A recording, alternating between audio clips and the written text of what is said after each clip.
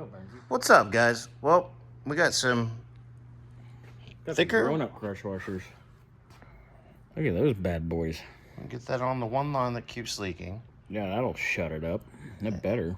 Yeah, I'm hoping so, man, because I want to have this thing run. I know you and Scotty did the starting fluid or we ran it on some brake clean over at Aaron's. And heard it run for a few seconds. Yeah, it runs.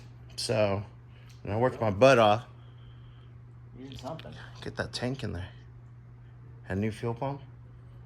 And we put the old fuel setting unit level. There is no new ones available. There's no new ones available, so we're hoping that put some gas in it and it'll show. So we'll be good. Otherwise, we'll be getting creative. But luckily, you can take it out without pulling the tank. Yeah, so real easy. It's real easy. It's easy like Bernsey. Yeah, sometimes. Depends on the day. Scotty's definitely the easiest one. Yeah.